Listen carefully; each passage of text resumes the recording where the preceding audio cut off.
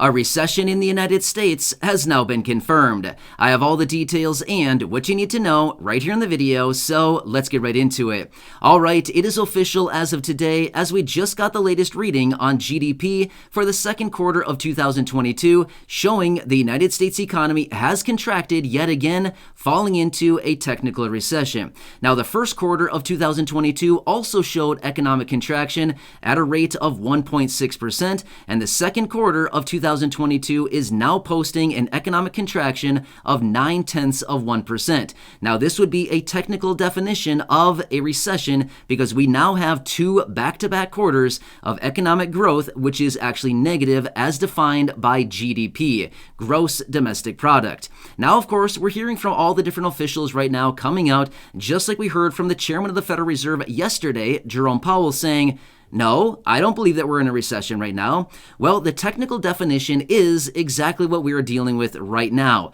2 quarters back-to-back showing negative GDP growth. That is what a recession has always been defined by, and that's exactly what we're dealing with right now. So there are a few other factors that we want to take into consideration, but when we look at it from a technical standpoint, yes, the United States is in a recession right here, right now, based on the technical definitions that we've always looked at to determine if the economy is in a recession or is it not. So therefore, we need to take this into consideration.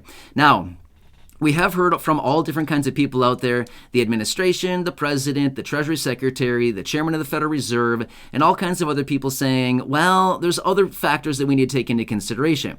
I agree. There are other factors we need to take into consideration as well, but at the end of the day, it's still technically a recession. All right, so I do want to point out a few other things as well. Now, earlier today, we also did get the initial jobless claims number. Now, again, this is a number that comes out every Thursday, and I want to point it out for you because there's a little bit of a telltale sign within this number that we want to continue watching here as well, because this is also a very important reading that we want to keep an eye on, because this is giving us a better reading as to what the job market is doing. What's going on with jobs? Are there jobs being created?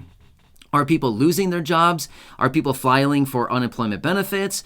Is the unemployment rate going to go up soon? Like, all kinds of different things are tied to this number.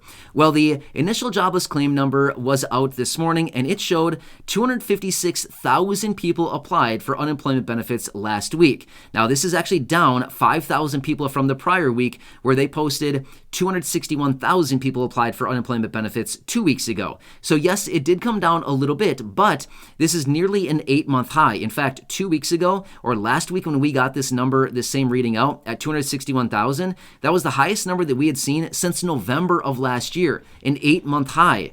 That's not necessarily a good sign. Now, again, it was just one reading, but the fact of the matter is this is also something we'll need to continue watching very, very closely, because there are other factors that will actually exacerbate this whole recession type situation that we're going through right now. And remember, this is all kind of on the leading end of things. Okay, so we're technically in a recession now.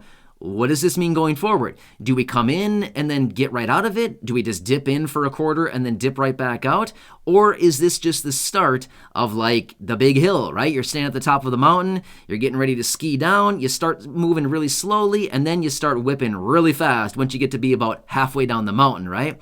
Kind of the same analogy here when it comes to this recession. We're starting out at the top of the mountain, kind of slow here, but are we going to start whipping down the mountain at 60 here in a matter of just time as this thing continues to propel? Again, we'll have to continue watching this to see what actually happens here going forward. But here's what else is interesting about this. As we continue to watch the initial jobless claim number, like I just said, that 256,000 jobs, number of people that applied for unemployment benefits last week, we need to continue watching these readings as well. In fact, according to what people are saying right now, as far as the analysts, the experts, and everybody that's watching this, we also need to see some type of function as in job losses, like massive amounts of job losses, in order to make this more of a kind of a confirmed recession when it comes down to some of the other factors that also play into kind of a really deep recession that may come in. And again, I'm not saying that this is for sure going to happen. I don't really know. I don't think really anybody knows what the magnitude of this is actually going to be. But the fact of the matter is, this is what we're dealing with right now, and we probably want to pay attention to it because this is going to be a pretty big thing here. So, according to the reports and everything that I was reading about this today, they're actually projecting that if this initial jobless claims number continues to rise every single week, week after week, with the trajectory that it's currently moving right now, by the time that we reach the end of January, which I know seems like a long time from right now, but by the time we reach the end of January, that'll actually be in recessionary type numbers when it comes to weekly initial jobless claims numbers. So in other words, the number of people applying for unemployment benefits every single week will actually be to the levels by the end of January, sometime between now and then, at the current trajectory that it's moving right now, to actually fall into an employment recession as well. So then we've got the economic recession. We have job losses to the point where it's all of a sudden in a recession then as well.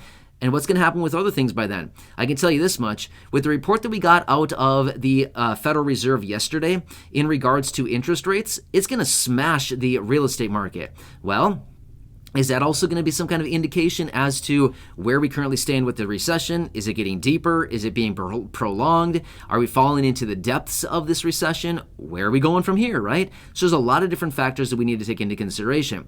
Now, I have also seen as well, I've been reading on this a lot lately, and it's kind of interesting to see this whole thing play out. Now, again, I don't want to see anybody lose their jobs, but at the end of the day, I've been reading about this, and there are a lot of big corporations out there right now who are letting thousands and thousands of people go right now because they're saying, we're way overstaffed. We need to start conserving capital right now, getting ready for this recession, because just like corporations and even the federal government and the Treasury and the Federal Reserve, nobody knows how long this thing is actually going to last.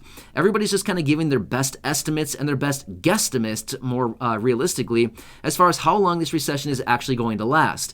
Well, what is the duty with corporations when this comes in, right? Small businesses, medium businesses, large corporations, everything like this. Conserve capital and make sure that they can weather the storm. Ultimately, they need to do that, right? Well, if they're overstaffed and they're paying way too much to way too many employees that they don't need right now, what do they start doing? They start laying people off. Then those people go out and they start applying for unemployment benefits. You kind of see how this big circle works, right? So as a result comes in, the economy starts to contract. Consumers, us, the people, stop spending as much money. We slow down our spending. Therefore, businesses, small, medium, and large businesses start to see that their profits and their margins are starting to weaken a little bit because they're bringing in less capital because we are spending less money as consumers. Therefore, they need to cut their workforce because they don't need as many people anymore because, they have a lot of payroll going out and they don't have as much revenue coming in. Therefore, they got to start cutting people. Well, as a result of that, now these people start going out, they apply for unemployment benefits, it jacks up the initial jobless claim number, it raises the unemployment rate, and it's a big old happy circle, right? You kind of see how this whole thing's working out? That's the whole the deal that's going on right now. So we're still in the phase right now of this recession still being very, very early.